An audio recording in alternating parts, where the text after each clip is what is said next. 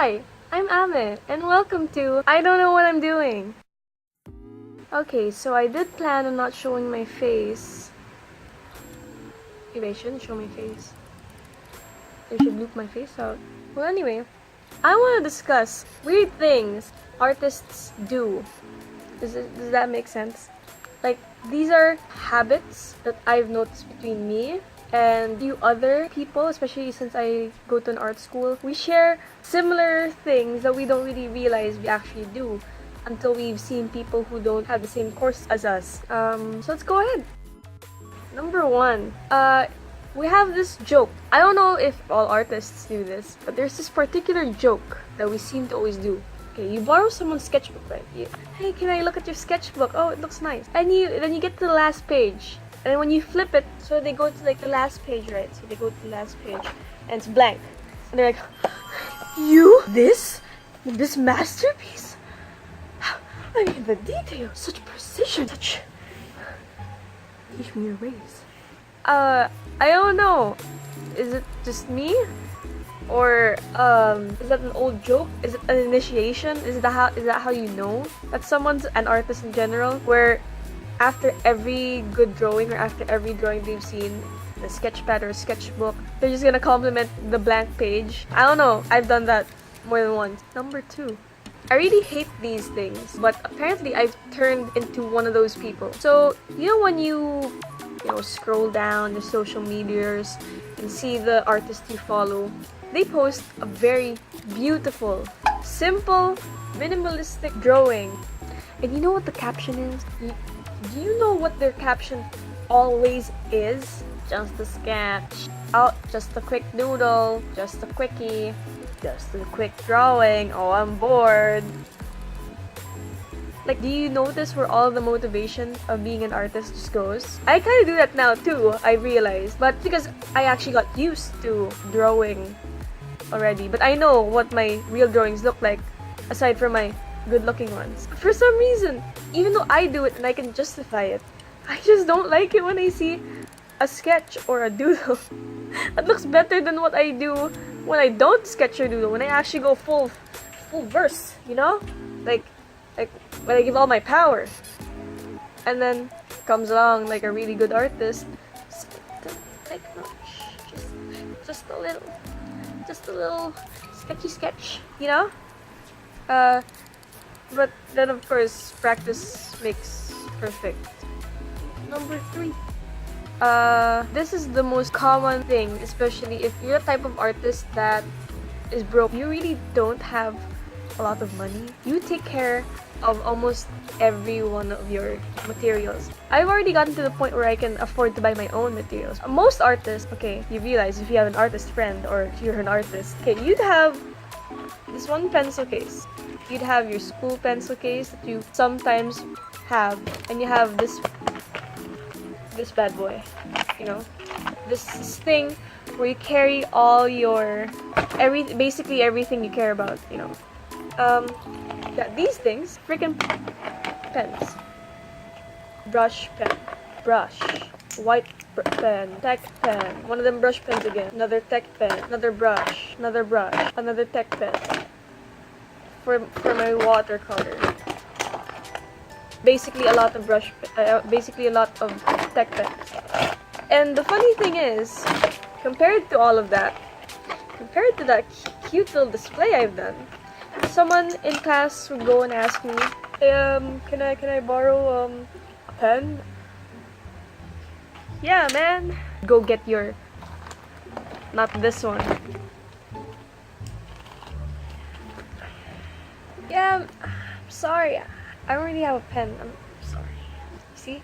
You're letting the whole purpose of the water and fade-proof pigment ink go to waste. You know? Number 4. You're drawing. You are alone. No one's watching you. And you draw this drawing that you know that will be loved by everybody. And as an artist who posts on social media, I want to show them my process. So in between, I would take pictures. I would take pictures of my progress. That alone sometimes trips me up. The moment I think about, oh, people might want to know what's in between these, I freak out. like, some things aren't meant to be known, especially if it's in the process stage. That's why you show people the end product, right? You don't want them to know the mistakes you've had to go through. You don't want to show them what possible artist cheats you go through, and maybe I'll cover that someday. But yeah, by the way, watch my videos. You'll see what I mean and compare them to my other posts on my Facebook page. I don't know what's gonna be. Number 5. So the last thing I want to share that I know may have wrong about other artists, the weird thing that we do is judge paper quality. Like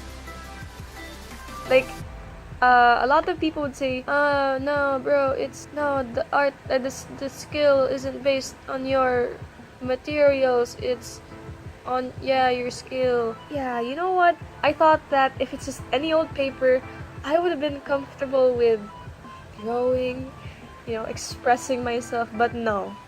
I just had to be one of those pretentious artists that pick their papers. Back then, I really liked bond paper. Those legal size 8.5 by 11 white pieces of paper, office paper. Okay? And if I cannot get the same smoothness as that paper on my sketchpad, I am not buying it. The best way, I thought, to check paper at the time is open up sketchbook if they are open and do this. You just let your freaking face determine your drawing quality, because if it feels good in your face, it feels good drawn, right? Logic. Well, that was basically it. Then I got older. My brother started to judge me because he was also an artist. He started to judge me more on how I should pick my paper, and yeah, I kind of sucked. I started realizing that, especially when I started doing watercolor. Now, one of the first times I've used watercolor was on, you guessed it, bond paper.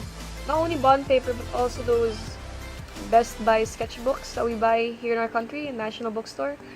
It's like those big sketch pads that are like around $1 or 50 pesos. And parents buy it for their kids because it's a thick wad of sketch pad. It's inexpensive. It's a lot, especially for kids. And it could keep me occupied for at least a month. But I kind of grew up and I've noticed that paper, when you erase things, it tears. That was one of the signals for me that maybe I should change paper. Okay, so apart from looking for bond paper, I keep touching my face now, see? Apart from bond paper like sketch pads, I started looking for paper that was a bit more thick.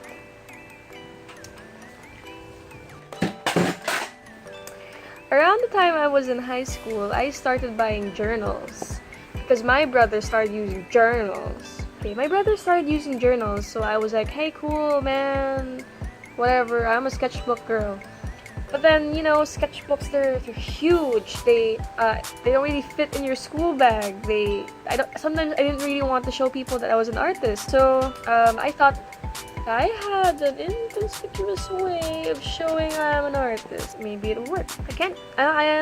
Maybe I'll have a sketchbook tour. For now, I'll show you one of the things I'd like. I started from sketch pads that felt like bond paper, journals that kind of felt like bond paper. But eventually, I got the hang of finding thicker ones. These are thick. And then my current sketch pads are now always watercolor. I haven't gotten a normal sketch pad that wasn't this thick. You can hear it when you can flick it. I haven't had a plain old sketch pad. I know. I always wanted to watercolor. But then I also do pencils, which is a total waste of the watercolor paper. Well, that ends did I say 5?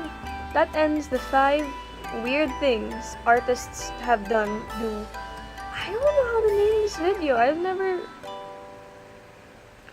Well, I'm gonna leave a space here. So hopefully my future self would have edited this. And that this is already the end card. The end card.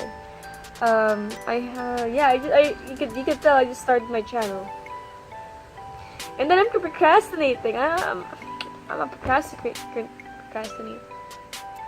procrastinating currently. I'm a bad student. We'll get to that in another video. But if this turns out great and I have more subscribers, maybe I'll make more. So thank you for watching, and I will come up with a better catchphrase like those other YouTubers. Thank you, bye!